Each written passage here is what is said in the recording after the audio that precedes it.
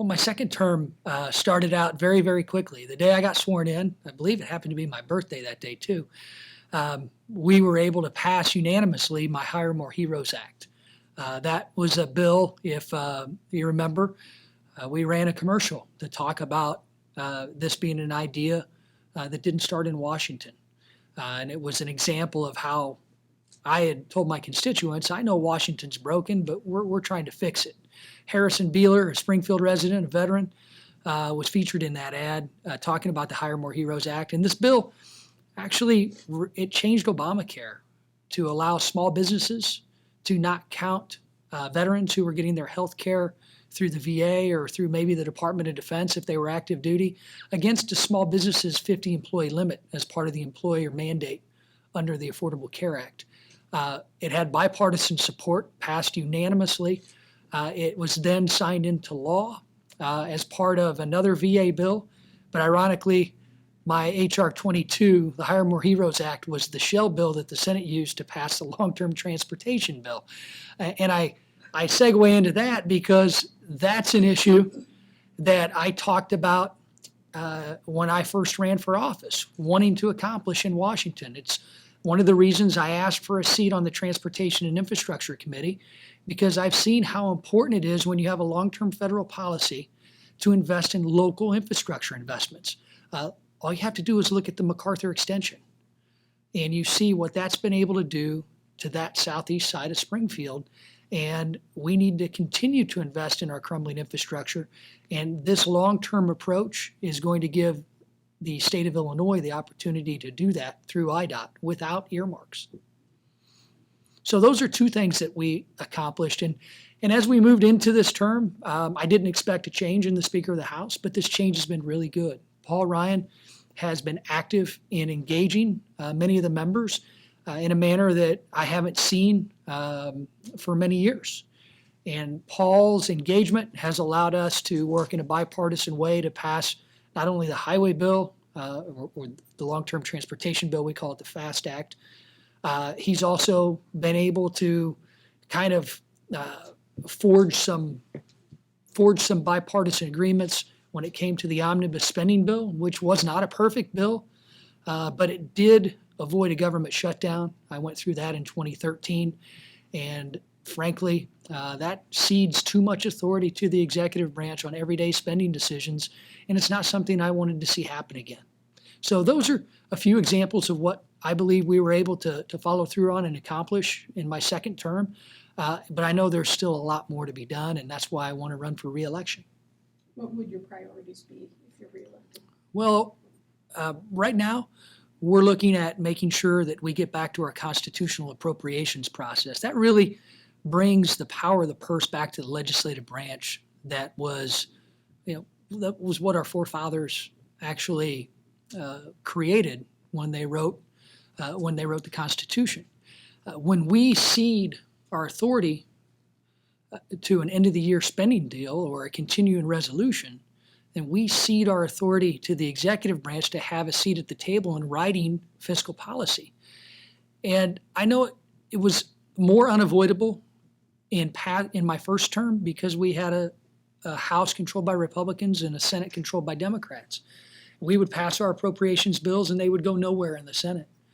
Now we control the Senate. And I think it's up to Senator McConnell to possibly invoke an opportunity so that we don't have to, we can avoid a filibuster on appropriations bills. And that allows us to actually piece by piece fund the government and not have to worry about another artificial deadline or the possibility of a government shutdown, which in my opinion, from being on the ground in Washington, gives the executive branch a lot more leverage and a lot more negotiating power than what I believe they should have based upon our constitutional responsibilities. What happened to the ethics committee that you were The House Administration Committee. Yes, that was another task that I was given as a new member of the House Administration Committee and as a former staffer. I do know that Bernie and I talked. You were the exclusive reporter I talked to before. Yeah.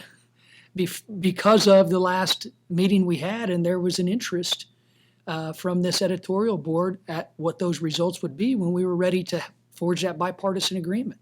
What we did is we did a thorough investigation, and we saw that there's no widespread mismanagement or misuse of the MRAs, which are the budgets that each individual member office is given to operate on an annual basis. But we did see some areas where we could strengthen things. And as somebody who used to operate that MRA and do all the financial paperwork and the budgeting as a congressional staffer, it was interesting for me to be able to put forth some changes in a very bipartisan way. This bill passed unanimously out of our committee, or these rule changes passed unanimously out of our committee, and they're now being put into action. But it's only the beginning, because there are other things that I witnessed as a staffer that the process could be made better. And I'm in the process of making those changes, especially when it comes to having the House Ethics Committee, who gives guidance to member offices, and the House Administration Committee, which does a similar job, making sure they're communicating so that members in member offices and staffers who call down for guidance, who are looking for the correct guidance, get the same answers. I know you find that hard to believe, but even in a bureaucracy like the House of Representatives, sometimes they get differing responses, and we're trying to work to avoid that. As a part of this task force, we convened, according to Charlie Dent, the chair of the Ethics Committee, the first ever meeting of the principals, the Ethics Committee chair, the House Administration Committee chair, Candace Miller, who was the one who tasked Zoe Lofgren, a Democrat from California, and me to do this. And then we all sat down and said, here's where we can work together. And when we have done many member education opportunities to have members and staffers come in, and also the professional staff that process all of the expense requests. We wanted to make sure that they were engaged in any possible changes that they saw needed to be made, and we were able to take their input and also put them into some of those changes. But this process will continue to go on, and as a member of that House Administration Committee, I'm truly glad that Chairman Miller has given me the opportunity to lead on this. Yeah, and the basic change is what, by the way, MRA stands for? It's Members Representational Allowance. Is that for your district allowance? It's everything. Yeah, Yes. it's Staff. rent, Travel. staff, travel back and forth to DC, travel in district for staffers, and I mean down to the newspaper subscriptions. Yeah, and the main thing post Aaron Schock, and I know he wasn't the sole catalyst, but it was Yeah. right at that time, is there's more specificity, and like if you Sure. travel, you have to say what it's for or what the hotel bill was. Is You that- have to separate out those individual expenses. That's the way it was when I started administering the MRA for Congressman Shimkus in 1997. And frankly, I really didn't know that you were allowed to group expenditures. So for me, I was able to go in with a position of experience to say, this isn't going to cause any undue time constraints for anyone. This really is a better way to do things. And we also increase the transparency. We're going to provide a sortable statement of disbursements, which before you would go in and it would be a PDF. Now you're able to sort those. And this is done, so the committee's approved Yeah, it, it's so all therefore done. The House is doing it. Yeah, it's all done, and we also made sure that we changed some things about mileage reimbursements to ensure that we put what I would feel is common sense into the rule. It has to be a privately owned vehicle by you. Remember your family, and you have to understand. I don't know if anybody was doing this or not, but you cannot reimburse mileage from the federal government account on a vehicle that is leased or bought for by campaign funds. So these are, or is a rental car. I just wanted to make sure we clarified that, and that was a clarification we also put in that I think, every member is following anyway. What's happening with your bill about Cuba? Opening up the. Yeah. debt? Well, I think I'm on a few of them. One of them in particular is going to allow Cuba to use credit to purchase agricultural products. This is an area where I've agreed with the president that we ought to engage more with the country of Cuba. I went there in, I think it was 2005, and went back with my colleague Sherry Bustos and a group from Illinois Agriculture in October. The Cuban government is still in control of every aspect of its society. And the Cuban government is, I think, since we have reopened more of a bilateral relationship, have pulled back, which kind of surprised me. That's why I was excited to go back there in 2010, or I mean in Cuba in October, because I wanted to compare it to what I saw in 2005. And there was a willingness to do almost anything when we met with Cuban officials in 2005, because they were dealing with an administration where they knew the embargo was never going to be lifted. And the administration was trying to put more roadblocks and hurdles in the way of being able to allow Cuba to purchase American goods or vice versa. Now that it seems to have flipped, where they see maybe the end of the embargo, they see more of a travel opening, the Cuban government seems a lot more hesitant to want to work with the United States than what I anticipated getting there. And I think that's out of fear that they may lose control of their governmental system. Because has anybody been? Did you go? I know Adriana did with the governor back in the 90s, and Mr. Allen had gone down, he said, when he was here last. If you go there, you see that every ill in Cuban society is really blamed upon what they call the blockade, the embargo. And if the Cuban society and the standards for the regular Cuban person does not increase with trade if the embargo is lifted, then they're going to blame the government. And trust me, the problems in Cuba are not all the fault of not being able to trade with the United States. But the bill, one of the bills that I just recently signed onto would allow Cuba to use credit, which they're not allowed to. But Cuba really, if Cuba were to actually want to engage in more economic trade that would filter down to their citizens, they need to combine their currencies. They have two currencies right now. And that's a big push that I made while I was over there. And they flippantly told me, yeah, we'll do it next month. I mean, this is the type of government that they have, where they want to maintain control rather than, I think, work with us to open up that economic opportunity for their citizens. You do have an opponent, Mr. Anderson. I know he's not raising money. He says the Lord has requested him to do this. But he also criticizes what some other Republicans, including one who has the law office near here, the budget that Speaker Ryan got through that you voted for. They say that, well, in Mr. Vandersand's case, he's particularly upset that it did not single out Planned Parenthood and eliminate any funding for that organization, but also that it spends more. So how do you respond to both of those criticisms of that budget that you voted for? First off, I will respond to the pro-life issue. Yeah. Somebody who possesses a 100% pro-life voting record with the National Federation for the Right to Life and has their endorsement. I never thought I would get to Congress and defend a 100% record is not enough. The National Right to Life said that the strategy laid out by many who opposed the omnibus spending bill was not the right strategy. Frankly, that bill that I voted for made sure that not a single taxpayer dollar went to an abortion worldwide. And I remind some of my critics, that means the United States too, with specific language called the Helms Amendment language and the Hyde Amendment language were written into this bill. It again outlaws any single federal dollar going toward the performance of an abortion anywhere in the world.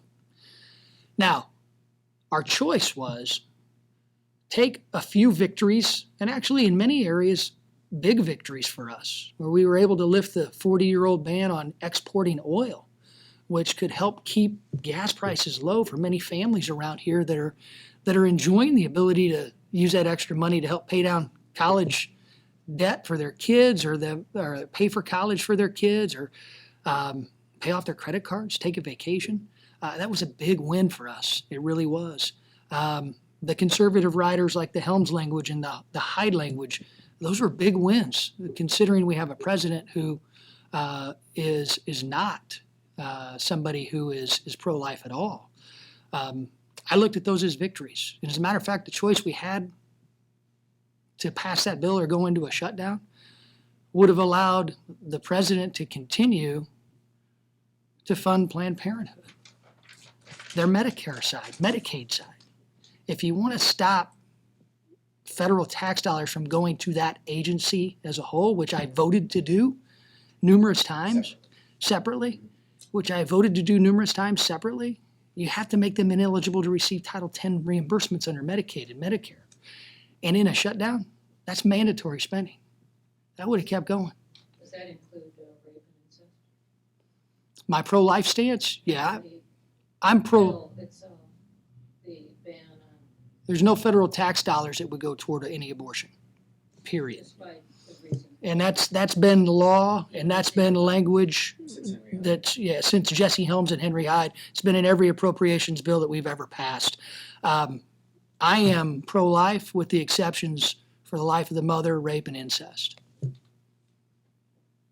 And that is consistent with what the National Federation for the Right to Life considers pro-life. Have you met Mr. Van der Sande? I have. I met him at Lincoln Day dinner. Any forums or anything, or how do you view that race? Well, I take every opponent seriously. This is a district that's a 50-50 district drawn by the Democrats here in Springfield to be a marginal district. It's going to be a district where I anticipate opposition on both sides every single election year, which goes a lot faster than I ever thought it did when I was a staffer. So I'm glad that we have the opportunity to talk about where we agree, which frankly is probably on most issues, but the areas we also disagree on. And one thing I've learned about being a member of Congress is that you can't always take the easy vote of no and come back and complain what it didn't have. The tougher job is to go help legislate and help move the needle forward to make progress. Sure, when I coached football, it was always great to score touchdowns on a long throw, a long pass, or a Hail Mary, but you didn't win games by throwing Hail Marys the whole game. You won games by making progress at 5 yards at a time, 10 yards at a time, first down, 5 yards, 10 yards, first down, touchdown. I look at this omnibus bill as a touchdown because we made a lot of good progress.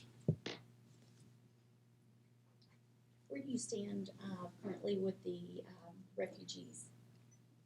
Sure. We have to have better screening procedures in this country before we allow refugees from some of the war-torn areas to come in and immediately be eligible to be a permanent resident of this country.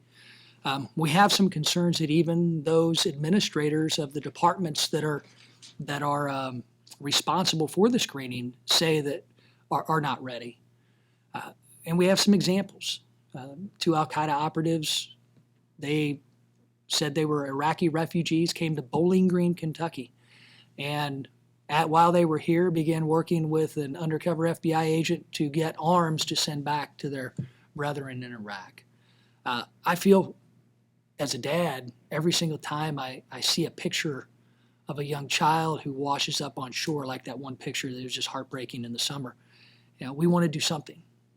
But we also have to make sure that we do our job on this end to not make it worse for America's own protection, too. So what does that mean for the president's number of 10,000? Are you for zero right now? Yes, Even though it takes 2 years. yes. We need to have better procedures. We need to make sure that our policies, our screening procedures are better to make sure that we don't have what happened in Bowling Green with two Al-Qaeda operatives posing as Al-Qaeda or posing as Iraqi refugees getting into this country. We have to do a better job ourselves. I mean, I want to be compassionate. America's always been a compassionate nation. But we also have to make sure that we protect America at a time where we see the most heinous terrorist organization I think we've ever witnessed in our lifetime, ISIS, indiscriminately killing innocent people. And to top it off, nobody's talking about getting the refugees their own ability to go back home, where many of them want to go. How can they go back home when it's a war-torn country? Oh, we could have done some things to stop ISIS's march unimpeded across northern Iraq and across Syria. As a matter of fact, I think the president delayed action. We should have used our military air power to actually take them out, and many of their operatives out when they were marching across the open desert in northern Iraq, and the president chose not to do that. We just killed two hostages in an airstrike. I mean, nothing is bulletproof in this, no pun intended, in this world anymore. So I guess the balance between nothing and something has to be struck. What specific improvement in the process would guarantee that nobody with ill intent enters America?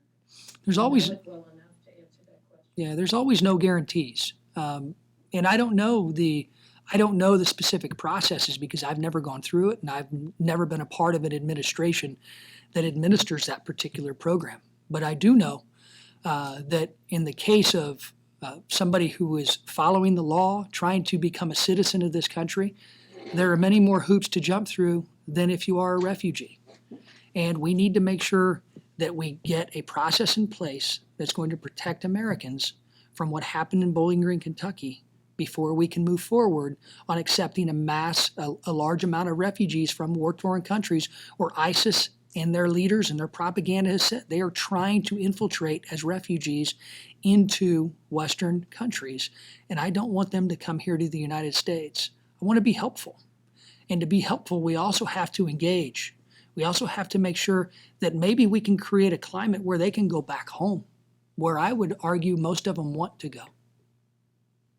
So this will take years to come up with this plan, right? So no refugees probably for 2, 3, 4 years. We'll see what the president's actions are over the next 10 months, and we'll see what a new administration brings. So who are you for? Rubio, When did that happen? yesterday. Oh, why? You know, it's weird for me. This is the first, and you guys actually have the exclusive. Nobody else knows. I haven't, I'm sure Rubio's team will roll it out. You know, Marco had called me a few months ago. It's weird for me because I actually got to know some of these presidential candidates. Chris Christie helped me.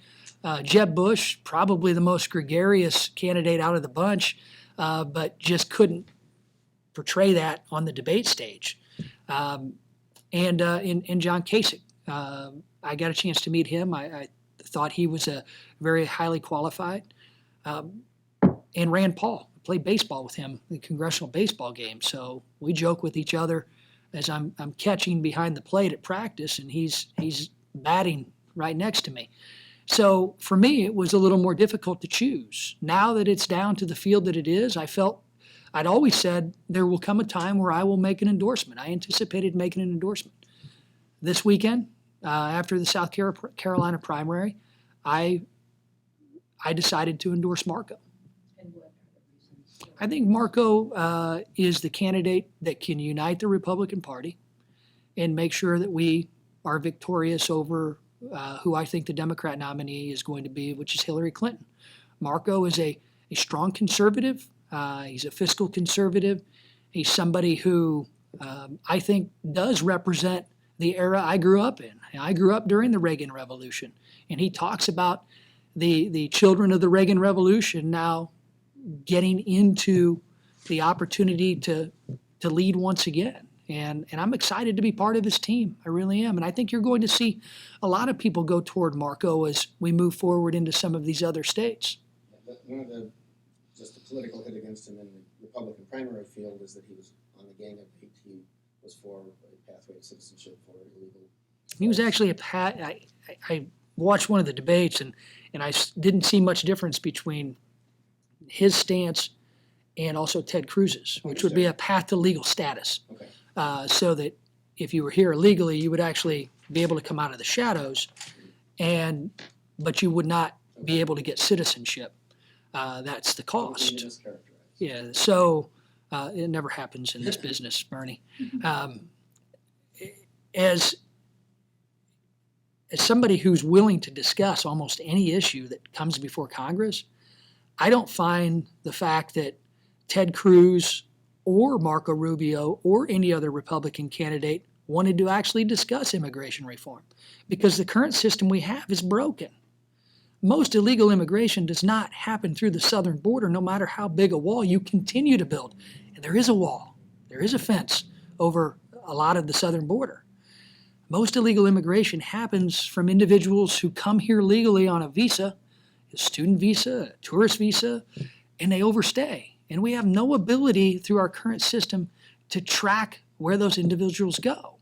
That's a problem. And if we don't at least discuss the failures of our current immigration system without letting the far right and the far left determine and shout us down, then we can't fix that problem, which they say is the biggest problem.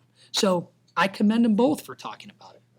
Donald Trump winning South Carolina, he might be on a roll here. Mhm. What is their implication for the party? Do you think that Republicans in Illinois would be helped or hurt down ballot if Donald Trump were the... Well, if it's a race between Donald Trump and Hillary Clinton, I still think I of course would support Donald Trump. I hope Marco wins. I'm going to campaign for Marco in Illinois.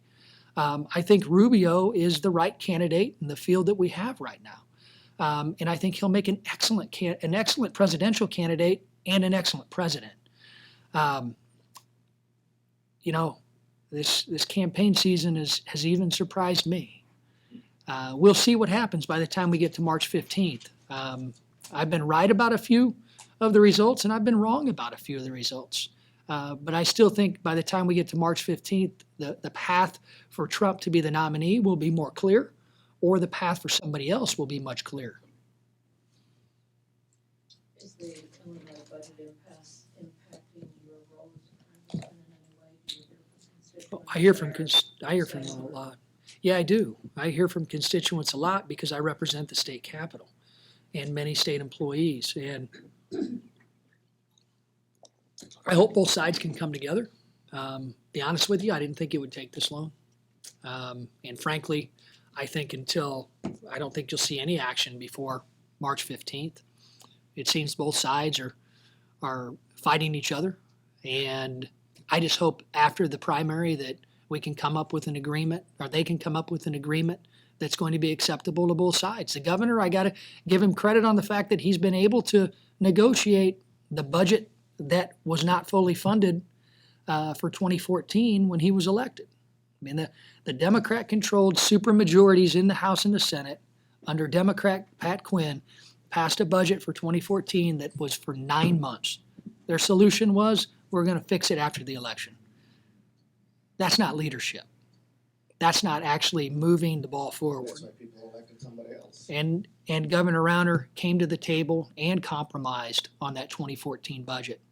And I do believe that as we move through this political season, that he'll do that once again, but he also is not going to let Mike Madigan and those who have controlled government right a few blocks from here for 12 years run roughshod like they have. You suggested that the governor set aside some of his union weakening stuff I think it was about 8 months ago for the current fiscal 16. Yeah. And those elements are still in at least parts of the things that he wants done. And we don't have a budget, so you renew your... I don't have to renew. I mean, these are issues you and I talk about every time I see you. I haven't changed well, almost. I haven't changed my stance. I would hope that he would understand I would hope that everyone would understand that many of the hardworking taxpayers of Central Illinois are the ones out on the construction sites, rebuilding our roads and our crumbling infrastructure, which is why that highway bill was so imperative that we pass so that IDOT can begin planning to spend hundreds of millions of dollars that are going to come to Illinois because of what taxpayers pay in a federal gas tax. They're going to come back to Illinois. They need to plan to rebuild some of our roads and infrastructure. And to do that, they're going to put a lot of men and women in the trades and labor sector back to work. So we've succeeded in allowing IDOT to be able to do that federally. And Governor Rauner can tell you, When we talk, I talk about the need for a capital bill so that we can invest more. And I believe that once this budget scenario is rectified by both sides coming together, that the governor is intent upon working in a bipartisan way to put a capital bill on the floor. He already had his Secretary of Transportation, Secretary Blankenhorn, and then Assistant Secretary Christine Reed doing listening sessions back in early 2015. So I'm confident that that plan still exists. I would hope that both of them can come together so we could get to that point. On the local side, do you have an opinion on the McCann-Benton race? Well, that's an interesting race. I know both candidates. And as a matter of fact, Sam used to represent Christian County. Bryce, I know him as BJ. He grew up in my hometown. Both good guys. I think as we move forward, we'll see how that race plays out. You go to school with them? No, I'm much older. Oh, really? Oh, I didn't realize. Yeah, his mom and my wife worked in the same emergency department at Taylorville Memorial Hospital. Another local issue, Springfield lost out on, I guess, the latest money for the railroad relocation that they had expected. Yeah. From, I guess, a Tiger grant. Where are you on that? I don't know if you were at the Capitol when he I was there. Yeah, okay. Did you miss me? I should have zeroed right in on you. You didn't ask. You didn't ask me your normal question that day. You should have. So what are the prospects? Yeah, what are the prospects? Well, I think the prospects are good. We were able to pass as part of the omnibus $500 million more for Tiger grants, so that the city of Springfield can apply once again. They've been successful in the past, and I'm confident that this project, because of its bipartisan support, will remain successful in the future. We were able to put some authorization language into the passenger rail reauthorization package, which passes part of the FAST Act, the highway bill, that allows for different pots of money to be funded through our annual appropriations process for things like rail relocation and others, without creating a separate program in what they call a stimulus bill that borrowed $1 trillion off the backs of future generations. And the stimulus bill, let me remind you, was borrowing about $1 trillion, and only about 6% of it went toward infrastructure. The rest went towards growing government. This money, if we go through our annual appropriations process, our constitutional appropriations process, you know what? We could actually spend less, but fund the priorities and reprioritize the way Washington spends money, which frankly, that's the way Washington spent money when Washington wasn't as broken, not too long ago.